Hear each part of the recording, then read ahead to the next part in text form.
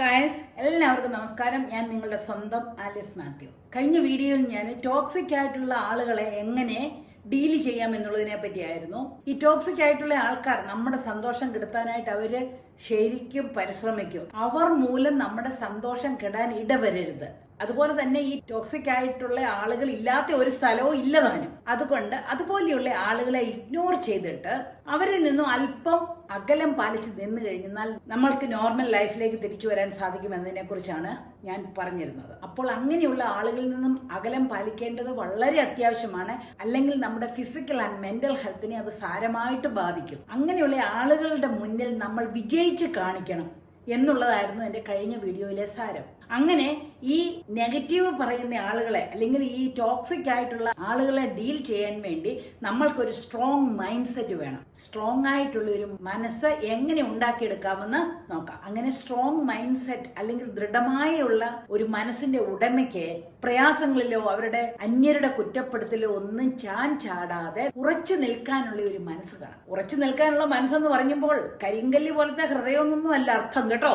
അവിടെ ദയയും കരുണയും എല്ലാമുള്ള ഒരു ദൃഢ മനസ്സ് തന്നെയായിരിക്കും. ഈ സ്ട്രോങ് മൈൻഡ് സെറ്റ് ഉള്ളവർ ജീവിതത്തിന് ഏത് അവസ്ഥയിലും ദൃഢമായിരിക്കും. നമ്മുടെ എല്ലാവരുടെയും ജീവിതത്തിൽ അപ്സ് ആൻഡ് ഡൗൺസ് ഉണ്ട്. അപ്സ് ആൻഡ് ഡൗൺസ് ഇല്ലാത്ത ആരുടെ ജീവിതവും ഇല്ല. വിഷമങ്ങളും പ്രയാസങ്ങളും എല്ലാം സാധാരണമായിട്ട് ജീവിതത്തിൽ ഉണ്ടാകും. മനുഷ്യർ ജീവിതത്തിൽ അനുഭവിക്കുന്ന കുറെ അവസ്ഥകൾ എന്തൊക്കെയാണെന്ന് അറിയാമോ? പുകഴ്ചകളും കുറ്റപ്പെടുത്തലുകളും കീർത്തിയും അപകീർത്തിയും വിജയവും തോൽവിയും സന്തോഷവും വേദനയും എല്ലാം നിറഞ്ഞ ഒരു ജീവിതമാണ് എല്ലാ മനുഷ്യർക്കും ഉള്ളത്. നമ്മളെ 10 പേര് പുകഴ്ത്തിയാൽ കണിശമായിട്ട് 2 പേരെങ്കിലും നമ്മളെ കുറ്റപ്പെടുത്തും. അത് ഷുവറാണ്. അതുപോലെ തന്നെയാണ് വിജയവും തോൽവിയും വേദനയും സന്തോഷവും എല്ലാം. ഇതെല്ലാം കൂടി ഈ 8 കാര്യങ്ങളും കൂടി സമ്മിശ്രിതമായിട്ടുള്ളതാണ് നമ്മുടെ ഓരോരുത്തരുടെയും ജീവിതം. അത് ആർക്കും അതിനകത്ത് നിന്ന് എസ്കേപ്പ് ചെയ്യാനായിട്ട് പറ്റത്തില്ലെന്നുള്ളതാണ് സാരം. അങ്ങനെയുള്ള ജീവിതത്തിൽ ഒന്നിലും അമിതമായി ആഴ്ന്നിറങ്ങാതിരിക്കാനുള്ള അവസ്ഥയാണ് ഈ സ്ട്രോങ് മൈൻഡ് സെറ്റ് എന്ന് പറയുന്നത്. നമ്മൾക്ക് വിജയമെല്ലാം വരുമ്പോൾ നമ്മൾ സന്തോഷിക്കും. സന്തോഷിക്കുന്നതിന് കുഴപ്പമൊന്നും ഇല്ല കേട്ടോ, സന്തോഷിക്കേണ്ടതാണ്. പക്ഷെ അതങ്ങ് അമിതമായിട്ട് അഹങ്കാരമായിട്ട് മാറരുത്. അതുപോലെ തന്നെ നമുക്ക് ചിലപ്പോൾ തോൽവികളൊക്കെ പറ്റും. ഫോർ എക്സാമ്പിൾ നമുക്ക് നമ്മുടെ ഒരു ജോലി അങ്ങ് നഷ്ടപ്പെട്ടെന്ന് വിചാരിക്കുക. നമ്മൾ നല്ല രീതിയിൽ വന്നുകൊണ്ടിരുന്നപ്പോൾ ജോലി അങ്ങ് പോയി. ഉടനെ നമ്മളങ്ങ് ഇതാണ് ലോക അവസാനമെന്നും പറഞ്ഞുകൊണ്ട് അങ്ങ് വിഷമിച്ച് തലകുത്തി നിൽക്കരുത്. അയ്യോ എല്ലാം തകർന്നു പോയി എന്നും പറഞ്ഞുകൊണ്ട് അമിതമായി സങ്കടപ്പെടുകയും ചെയ്യരുത്. അങ്ങനെ അമിതമായി ആഹ്ലാദിക്കുകയും വിഷമിക്കുകയും ചെയ്യുന്നവർക്ക് ഒരു സ്ട്രോങ് മൈൻഡ് സെറ്റ് ഇല്ല. അവരുടെ മൈൻഡ് വളരെ വീക്കാണ്. നമ്മൾക്കൊരു വിജയം കിട്ടുമ്പോൾ സന്തോഷിക്കണം. മോർ ഓവർ അതിനെ ദൈവത്തിന്റെ ദാനമാണെന്ന് വിചാരിച്ച് നമ്മൾ ദൈവത്തെ മഹത്വപ്പെടുത്തണം. എന്നിട്ട് എളിമപ്പെട്ടല്ലേ ഹമ്പിളായിട്ട് മുന്നോട്ട് പോകാനായിട്ട് നോക്കണം. അപ്പോൾ നമ്മൾക്ക് കൂടുതൽ വിജയങ്ങൾ വരുന്നതായിരിക്കാം. ഇപ്പോൾ ഒരു തോൽവി സംഭവിച്ചാൽ വിഷമിക്കരുതെന്നൊന്നും ഞാൻ പറയുന്നില്ല. നാച്ചുറലായിട്ട് നമ്മൾ കുറച്ചൊക്കെ വിഷമിക്കും. പക്ഷെ ആ വിഷമത്തിൽ നമ്മൾ ആഴ്ന്നിറങ്ങി നമ്മുടെ ലൈഫേ കംപ്ലീറ്റ് നശിപ്പിക്കാനായിട്ട് ഒരിക്കലും ഇടയാവരുതെന്ന് മാത്രമാണ് എനിക്ക് പറയാനുള്ളത്. കുറച്ചൊക്കെ വിഷമിച്ചോ, പക്ഷെ അതിൽ നിന്ന് നമ്മൾക്ക് തിരിച്ചു കയറണം. വാസ്തവം പറയാൻ നമ്മൾ അതിനകത്തൊക്കെ കുറച്ചൊക്കെ വിഷമിക്കണം. എങ്കിലേ നമുക്ക് ഒരു സെൽഫ് അസസ്മെന്റ് ചെയ്താൽ മാത്രമേ നമ്മൾക്ക് എവിടെയാണ് പാളിച്ച പറ്റിയതെന്ന് അറിഞ്ഞ് അതിൽ നിന്ന് രക്ഷപ്പെടാനായിട്ട് സാധിക്കത്തുള്ളൂ. അങ്ങനെ വീണ്ടും നമ്മൾക്ക് വിജയത്തിലേക്ക് വരാനായിട്ട് സാധിക്കും. അല്ലാതെ തോറ്റുപോയി എന്നും പറഞ്ഞുകൊണ്ട് ഡിപ്രഷനിൽ പോയി കഴിഞ്ഞാൽ എന്താ സംഭവിക്കുന്നത്? നമ്മൾ ശരിക്കും തോറ്റു പോകും. അതിനായിട്ട് അനുവദിക്കരുത്. നമ്മൾക്ക് വീണിടത്തു നിന്നും എഴുന്നേക്കാനായിട്ടുള്ള ഒരു ശക്തി ആർജിച്ചെടുക്കണം. അതിനുവേണ്ടി നമുക്ക് സ്ട്രോങ് ആയിട്ടുള്ള ഒരു മൈൻഡ് സെറ്റ് വേണം. ഇത് പറഞ്ഞപ്പോൾ ഞാൻ എൻ്റെ കൂടെ ജോലി ചെയ്തിരുന്ന ഒരു പ്രൊഫസർ പറഞ്ഞ കാര്യമാണ് ഞാൻ ഓർത്തത്. ഒരു ദിവസം അവർ പറയുകയാണ്, എന്നെ ആരെങ്കിലും പുകഴ്ത്തി കഴിഞ്ഞു കഴിഞ്ഞാൽ എനിക്ക് ഭയങ്കര വിഷമമാണ്. കാരണം പിന്നെ ആ ഒരു സ്റ്റാൻഡേർഡിന് മുകളിൽ പോകണ്ടേ. നമ്മളെ ഒരു കാര്യത്തിനാണ് നമ്മളെ പുകഴ്ത്തിയിരിക്കുന്നത്. അത് കഴിഞ്ഞു കഴിയുമ്പോൾ പിന്നെ അതിനകത്തൊന്നും താഴോട്ട് പോകാൻ പറ്റത്തില്ല. മുകളിലോട്ട് പോകാനായിട്ട് നമ്മൾ ആ സ്റ്റാൻഡേർഡ് മെയിൻറ്റെയിൻ ചെയ്യുന്നു. ഞാൻ വിചാരിച്ചു അത് എത്ര കറക്റ്റായിട്ടുള്ളൊരു കാര്യമാണ് എന്ന് പറഞ്ഞാൽ നമ്മുടെ പുകഴ്ച അല്ലെങ്കിൽ നമുക്ക് വിജയം വരുമ്പോൾ അമിതമായിട്ട് ആഹ്ലാദിക്കരുത്. കണിശമായിട്ടും ആഹ്ലാദിക്കണം. അത് ശരിക്കും നമ്മുടെ ഹാർഡ് വർക്കിന്റെ ഫലമാണ്. അങ്ങനെ നമുക്കൊരു സ്ട്രോങ് മൈൻഡ് സെറ്റ് കിട്ടാൻ വേണ്ടി ആദ്യമായിട്ട് ചെയ്യേണ്ടത് നമ്മൾക്ക് മൈൻഡ്ഫുൾനെസ് ആൻഡ് സെൽഫ് അവെയർനെസ് വേണം. എന്ന് പറഞ്ഞാൽ അതിന്റെ അർത്ഥം ഞാനിന്ന് മലയാളത്തിൽ പറയാൻ ശ്രമിക്കുകയാണ് കേട്ടോ.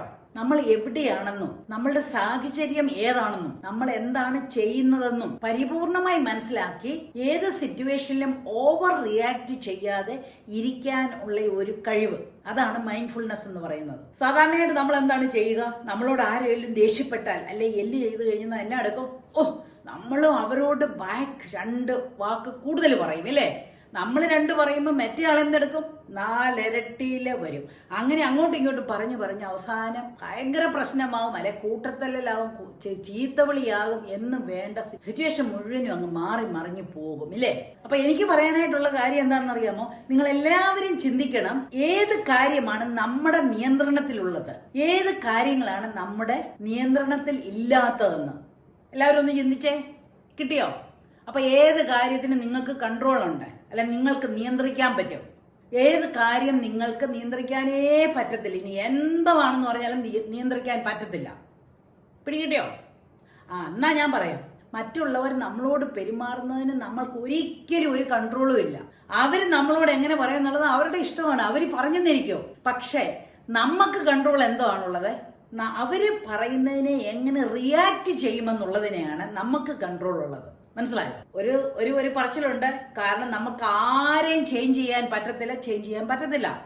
ഈവൻ നമ്മുടെ മക്കളെ ആയിക്കോട്ടെ, ഭാര്യയായിട്ട്, ഭർത്താവിനെയായിട്ട്, അച്ഛനെയായിട്ട്, അമ്മയായിട്ട്, അവരെ ആരെയും ചേഞ്ച് ചെയ്യാൻ പറ്റത്തില്ല.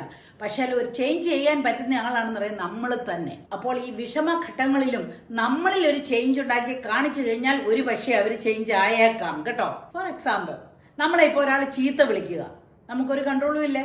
അയാൾ ചീത്ത പറഞ്ഞേച്ചു പോകുമേ, നമ്മൾ പറഞ്ഞത് അവർക്ക് ഇഷ്ടപ്പെടാഞ്ഞിട്ടോ എന്തെങ്കിലും ആയിട്ട് ചീത്ത പറഞ്ഞു. പക്ഷേ അവരോട് തിരിച്ചു പറയാനായിട്ടുള്ളത് നമ്മളാണ് തീരുമാനിക്കേണ്ടത് എന്ത് പറയണമെന്ന്. അപ്പൊ എന്ത് പറയുന്നതിന് മുമ്പായിട്ട് നമ്മളൊന്ന് ഓർക്കണം.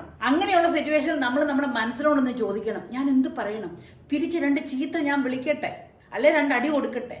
എന്താ വേണ്ടി നമ്മുടെ മനസ്സിനോട് ചോദിക്കണം. അപ്പോൾ നമ്മൾ അതുപോലെ 2 ക്വസ്റ്റ്യൻ ചോദിക്കണം, ഞാൻ അതിന് മറുപടി പറയണോ? അതിന്റെ അന്തരഫലങ്ങൾ എന്തായിരിക്കാം? എന്തിനാണ് അയാൾ ദേഷ്യപ്പെടുന്നത്? ഇങ്ങനെയൊക്കെ നമ്മളൊരു മിനിറ്റ് നേരം അല്ലെങ്കിൽ ഒരു അരമിനിറ്റ് നേരം ഒന്ന് ചിന്തിച്ചു കഴിഞ്ഞെന്നാൽ നമ്മൾക്ക് തക്കതായിട്ടൊരു മറുപടി കൊടുക്കാനായിട്ട് സാധിക്കും. അതിന് ഞാൻ ഓൾറെഡി പറഞ്ഞിട്ടുണ്ട്, നമ്മളെ സിറ്റുവേഷൻസ്, ബാഡ് സിറ്റുവേഷൻസ് എല്ലാം വരുമ്പോൾ നമ്മൾ എന്തോ എടുക്കണം, ഒരു എത്തിക്കൽ അനാലിസിസ് ചെയ്തിട്ട് ഒരു എത്തിക്കൽ ഡിസിഷൻ എടുക്കണമെന്ന് ഞാൻ ഒരു വീഡിയോയിൽ പറഞ്ഞിട്ടുണ്ട്. അത് തന്നെ ഇവിടെ ഓട്ടോമാറ്റിക്കായിട്ട് നടക്കും. നമുക്കതിനെ ഡീഎസ്കലേറ്റ് ചെയ്യാനായിട്ട്. ഇത് പറയിട്ടൊന്നും ഒരു കാര്യവും ഇല്ല. എന്തേ? ഞാൻ അങ്ങനെയുള്ള ഒരാളല്ല.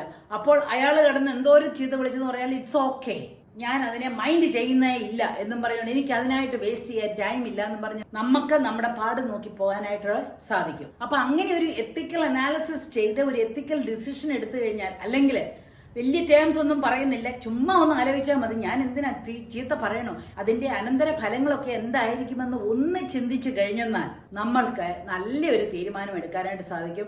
നമ്മൾക്ക് നല്ലൊരു സ്ട്രോങ് മൈൻഡ് ഉണ്ടെങ്കിൽ മാത്രമേ ഇങ്ങനെ ചിന്തിക്കാൻ സാധിക്കത്തുള്ളൂ കേട്ടോ. ഈ സ്ട്രോങ് മൈൻഡ് സെറ്റ് എന്ന് പറയുന്നൊന്നും ഹെറിഡിറ്ററി ഒന്നും അല്ല, നമ്മുടെ പേരൻസ് അങ്ങനെ ആയിരുന്നോണ്ട് എനിക്ക് കിട്ടിയെന്നൊന്നും അല്ല. അത് നമ്മൾ തന്നെ ഡെവലപ്പ് ചെയ്തെടുക്കുന്ന ഒരു കാര്യമാണ്. ബിഹേവിയർ ഈസ് ഓൾവേസ് ലേൺഡ് അല്ലേ?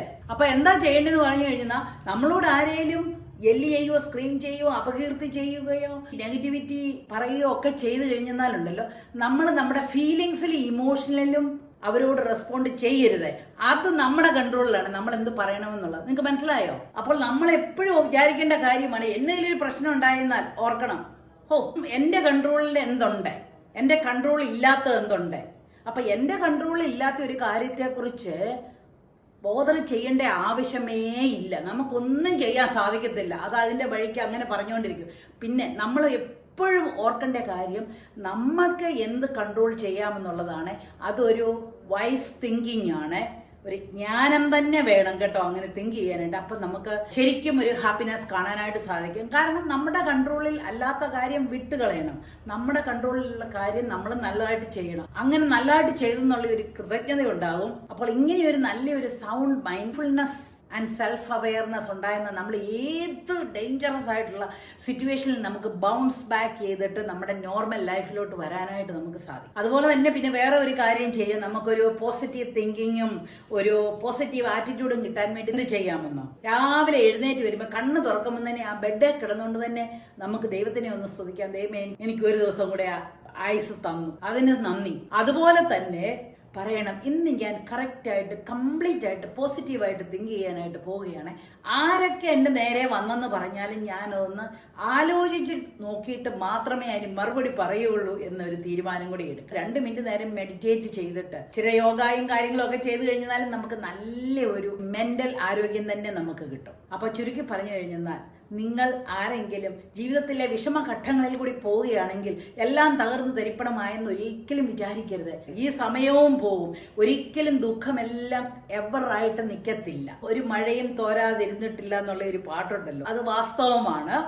അങ്ങനെ ഒരു കാലം വരും. അതിന് നമുക്ക് സ്ട്രോങ് ആയിട്ടുള്ളൊരു മൈൻഡ് സെറ്റ് വേണം. സ്ട്രോങ് ആയിട്ടുള്ള മൈൻഡ് സെറ്റിന് ബി മൈൻഡ്ഫുൾ എന്ന് പറഞ്ഞു കഴിഞ്ഞാൽ നമ്മൾ എന്തെങ്കിലും സിറ്റുവേഷൻ വരുമ്പോൾ ഒന്ന് ചിന്തിക്കുക, എന്റെ കൺട്രോളിലാണോ ഇത്, അതോ എന്റെ കൺട്രോളിലല്ലേ? അപ്പൊ നമ്മുടെ കൺട്രോളിൽ ഇല്ലാത്ത കാര്യങ്ങളെ അപ്പാടെ വിട്ടുകളയുക. നമ്മുടെ കൺട്രോളിലുള്ള കാര്യത്തെ നമ്മൾ വൈസായിട്ട് റിയാക്ട് ചെയ്യുക എന്ന് പറഞ്ഞാൽ ഒന്ന് അനലൈസ് ചെയ്തിട്ട് ഒരു എത്തിക്കൽ ഡിസിഷൻ മേക്കിങ്ങിൽ പോയെന്നാൽ വളരെ സ്മൂത്ത് ആയിട്ടിരിക്കും. ഇതൊക്കെ ഇച്ചിരി ഒന്ന് പ്രാക്ടീസ് ചെയ്താലേ കിട്ടത്തുള്ളൂ കേട്ടോ. നമുക്ക് നമ്മുടെ ഇൻസ്റ്റിങ്ക്റ്റ് ആയിട്ടുള്ള കാര്യങ്ങൾ നമ്മൾ റിയാക്ട് ചെയ്യും, അത് കൂടുതൽ ദോഷത്തിലേക്ക് തന്നെ പോകത്തുള്ളൂ.